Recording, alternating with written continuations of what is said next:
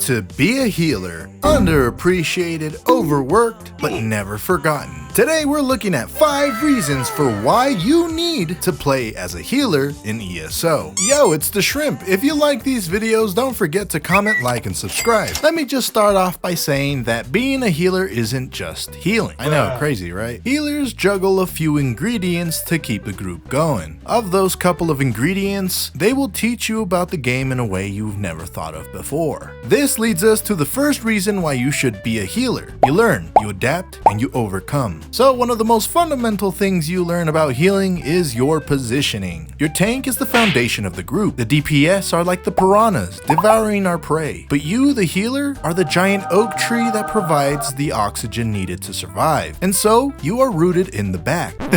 I'm nasty. Providing the sustenance so that our group can breathe and relax. There will be times where your group is super efficient, where they in fact do not need a healer, but that is when you adapt to the situation. Now we know that we don't have to consistently heal them, but more so buff them. Perhaps we get a group of new players. Well, it's our job to keep them alive as they're trying their best to whittle down our enemies. My point is, we adapt to the situation given to us and we do our best to supply our team with what they need. And yes, sometimes the situation calls for us becoming DPS. Not every group needs a healer, and not every healer needs a group. Take for example the last situation. We have a low level group. The 2 DPSs are new, but our tank and our healer are the most experienced. What will happen in the dungeon? Well, if the tank is unable to provide the amount of damage needed, it's going to go into a slogfest. And that's if our new players aren't just swinging their sword not knowing what skills are. Bruh, I'm not even shitty, and this guy's not even rezzing. And it's ads, it's not even a boss. So that's when you, the healer, begin to shine. It's your moment to go from healing to DPS healing. This situation does not make you a rude healer. This is what's needed. Without you, the run could get ruined. And yes, I had a situation come up just like this. Unfortunately, I didn't have the sets needed for DPS, so I could only stand there as me and my tank are doing our best to provide everything we could. But even with that, the DPS was not enough. It's not over till I die, goddammit. I'm gonna keep these motherfuckers alive. That is a healer's #1 job. But I'm still standing. Yeah. Please, bro, you gotta do more damage.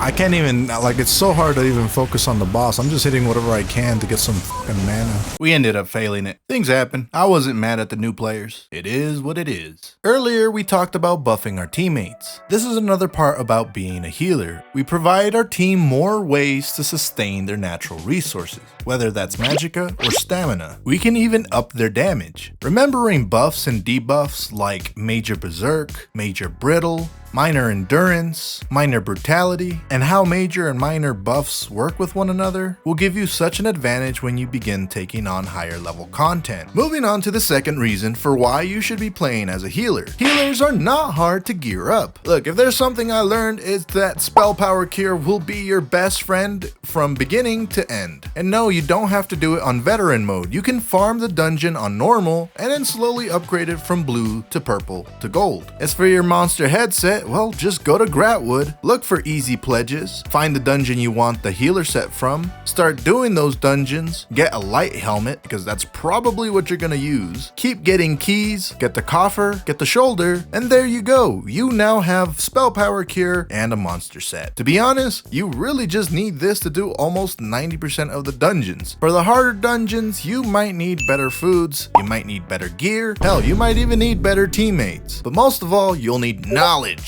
Without that, even for the most experienced healers, without knowing the mechanics, you can easily wipe. Just then, the king felt true fear for the first time. After that, it's only a couple more sets, and healers as a whole have a huge community to support you, namely the Healers Haven Discord, or the website. Check it out. It is honestly the most valuable thing you'll ever find as a healer, and it will set you up for the rest of your life. Number 3. Alright, let's be real here. The queue times are horrendous on DPS. Sometimes it's just not even worth it. Healers, you get a much faster queue time. Now, it won't beat tanks because, I mean, honestly, tanks are just instantaneous miscellaneous most of the times. But as a healer, God, it just feels so good not have to worry about these queue times. It's just, man, the amount of content you can do. You can farm on a healer, get all the other sets you need for everything else. It's simple. You don't have to really think. You just go, you drop some heals, you get some gear, you pass it on to your other characters. Boom, bada bing, you're living the life. Reason number 4. It's just so pretty. I personally love the visuals for healing. I mean, every single class brings something new and interesting. The Warden, well, they love their mushrooms and their giant trees. Nightblade and Necromancers give us a boatload of ultimate regeneration. Also, the fact that Necromancers have an instant revive, let's just say it could be a pug savior. I should have thrown sorcerers on that ult regeneration. They also have pets, one that can heal you. Dragon Knights are, well, not great. And last but not least, my new favorite, Arcanist. I understand, ladies and gentlemen, why this class is so freaking OP. I mean, besides the fact that I need absolutely nothing and just a green beam to destroy everything, its healer is just as good, at least for 4-man dungeons, because it provides one ability that gives you so many buffs for everyone, and I love it. And truly, if your group sucks,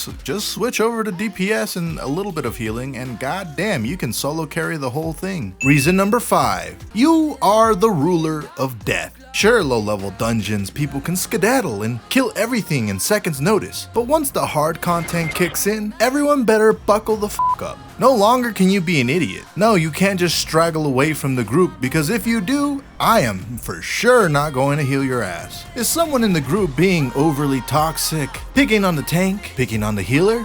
Guess what? You ain't surviving. When the group wipes, but you slap him with that insta-res, there's no greater feeling. It's only you and the DPS. But you know you have the heals to sustain, and just like that you save the run. And finally, if you want to be the ultimate badass healer, there's Trials, where your expertise gets put to the test. This is where boys become men, and where men and women teach a new generation of baby healers. Healers stand strong together. We are the least toxic group, and when shit gets impossible, everyone wants to have one rather than need one. Those are the moments that make a healer. So if you're interested in healing, I say do it. It's one of the easier roles to learn, and to be honest, one of the best ways to get into the game. Overland content isn't hard, so you can easily put in a bunch of damage skills while also leveling your healing on the side. That's all I have for today, so if you enjoyed the video, I hope you stick around. Let me know of other fun topics you think I should cover. And if you ever see me in the game, don't forget to scream out shrimp.